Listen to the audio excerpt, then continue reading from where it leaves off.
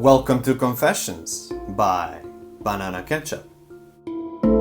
I think I had a run-in with a dead loved one. So this was one of the strangest, most intense experiences of my life. I have rarely spoken of it, just because it felt so surreal. One time, I had driven out of town with a friend to a beach town for the day.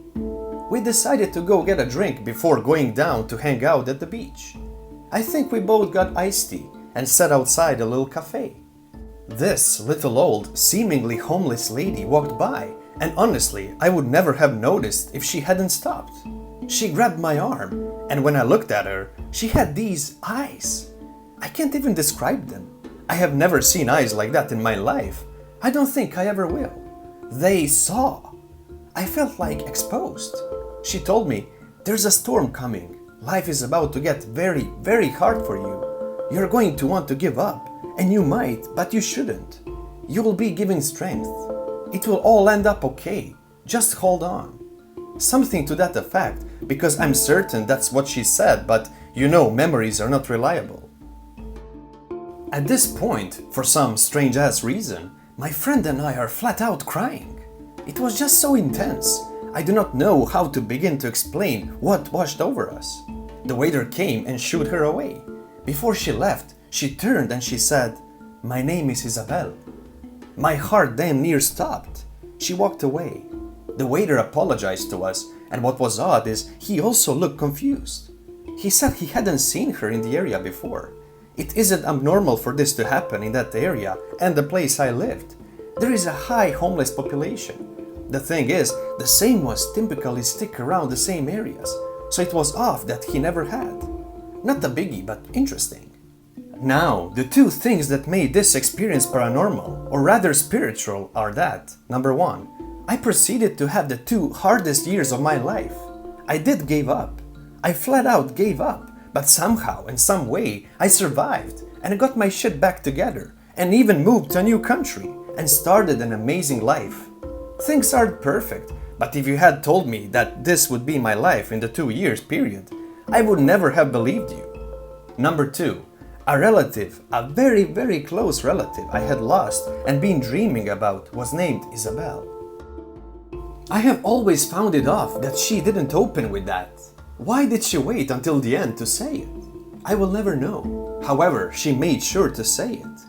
I've always wondered if that lady was even a human being. The only person I shared this with was my dad right after the fact, and he also got the overwhelmed feeling and cried as well. He was speechless and convinced it was an angel. LOL, I'll never forget how he said goodbye to me on that phone call. Well, I guess we need to brace ourselves then, huh? LOL. If only he knew what was coming next. Good God. Anyway, that's the story. Thank you, Kizzy27, the author. Family curse and advice. Sorry for the long post, but my family is at our wits' end. Our family has always been sensitive to the paranormal. When my mom was young, she was tormented by a force that would slam doors, turn off lights, and once even slap her cheek. For my case, I've had instances of seeing shadow figures, being grabbed and pushed through a doorway. But my younger sister had the worst instance.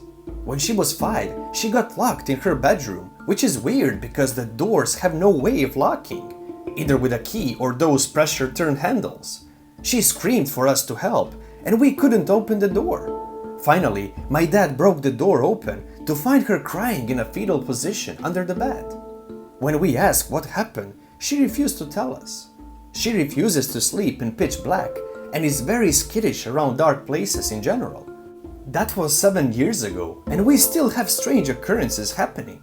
It doesn't matter whether we are in our house or away in a hotel. We always have unexplainable experiences that are terrifying. My family is devoutly Christian. We go to church every Sunday and are very involved in personal spiritual growth. We've done everything to try and stop these paranormal activities happening. We've had pastors pray over the house, burn sage, prayed as a family to stop, and even had a Catholic priest perform an exorcism on the house. Nothing works. This isn't just my family's problem though. All the way back to my great-grandmother, there have been strong supernatural occurrences. Even 3 generations back, they couldn't get rid of whatever demon haunts our bloodline. The final straw happens last week. My youngest sister stayed home alone while the rest of the family went to an activity. She was staying in her room on the 2nd story. Suddenly, she heard heavy footsteps above her in the attic. She got scared, but didn't panic as this happens semi-frequently. The footsteps stopped, and then she heard a man's voice yell her name. She stayed in her room and just ignored it. The voice yelled again, but was outside her door. She just assumed it was my dad and ripped the door open to see what's up. She didn't see anything, but felt a hand grab her shoulder. Because we've been dealing with this, we usually handle these extreme cases with a few biblical phrases. She held out her crucifix and yelled, "In the name of Jesus Christ, I command you to leave the house." That must have angered it, because she got 3 long fingernail-type scratches on her back. She freaked out and ran out of the house. My parents came home later and said they felt cold and hateful when they went in her room. We think there might have been a family curse put on us long ago. Is there anything we are missing or should try? TLDR. There is some type of malicious entity bothering my family that we can't get rid of. Thank you, Brezell, the author. Me and my housemate discussed our paranormal experiences in our house. I did go into this a little bit on a previous post I made a short while back, but I decided to speak to my housemate about these things to make sure we were both experiencing things and I wasn't just insane. It's weird because she seems to be experiencing things more often than I am now. It used to be the other way around. A couple of days ago, we sat down and ended up discussing paranormal experiences. Not the first time we've done this. We went from talking about how we hear someone quietly pacing the landing at nighttime, sometimes daytime, and we talked about how we felt like we were being watched from the bathroom a lot of the time. I even told her about the white orb I see outside of our bathroom window regularly. She told me she sees it too, but we can't figure out what it could possibly be caused by, because there is a giant wall blocking any lights from causing this effect. Then we ended up getting to seeing things. On the exact same day, we decided to talk about it. We had both seen the same thing earlier that day. I saw it while I was in my room, and she saw it in the kitchen. She saw a white figure just floating through towards the bathroom, and I saw something watching me from my door that was also completely white. It was kind of scary to realize we'd seen the same thing, and we'd figured out we saw it around 30 minutes after one another. She then asked me the weirdest question that's really not settling well with me at all, and I wanted to share this specifically. She asked me if I kept leaving the front door open. I'm a really paranoid person. I don't even leave it unlocked unless I'm only going around the corner to the shop. I'd never leave it open. We leave a lot of our things by the front door, so it's risky, especially in the neighborhood we live in. She told me that there's been a few occasions now where she'll have woken up in the morning, so around 8 a.m. usually, and she'll go downstairs while I'm asleep in my room to see that our front door is wide open for anyone to just come in. Neither of us would do this, not even accidentally. I made a giant thing about it before she moved in, and even then, I have a dog that tries to run out of the house every chance he gets. We wouldn't risk that ever. Sometimes I'm too afraid to even turn lights off. It's terrifying, honestly. I've even seen a specific red orb through the bathroom window, and trust me, it definitely isn't a reflection or anything. We've tested it. I'm 20 years old and still sprint up the stairs on the way to my room. Sometimes I'm actually too petrified to leave my room to use the bathroom if I get a weird feeling. I don't really know how to describe it. It's terrifying, but it's also never harmed any of us. My housemate told me she physically can't get a full night of sleep in her room, and neither can her daughter.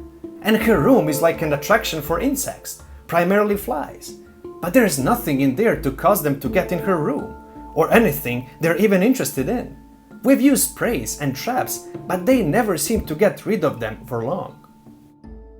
It's just kind of scary when doors open and close by themselves. Sometimes I can hear it happen, and other times we go downstairs to find things have changed. For example, every night without fail, my housemate will put things on our side table in our living room and will come downstairs to find those things spread out across the floor. And a common occurrence I've been noticing for the last 2 years, neither me or my housemate work in any building or mechanical work. We don't do any DIY housework, just the usual cleaning. But every few days, maybe weeks, I find screws everywhere. On the stairs, in the living room, outside my room, in the kitchen, sometimes in the bathroom. They're just laying there on the floor. They've appeared out of nowhere and haven't come from any objects that we noticed so far. They just appear? I know these are small things that happen that aren't exactly thrilling, but it's genuinely scary and unsettling for us. I thought I'd share just in case anyone else experienced these things, and maybe we could share our experiences. Find out if it's truly paranormal or if these things are just possibly coincidence. Thank you, ashvexx, the author. Thank you for watching, everyone. If you already haven't, subscribe to this channel so you don't miss any new episodes. See you again soon, and until then, please be safe.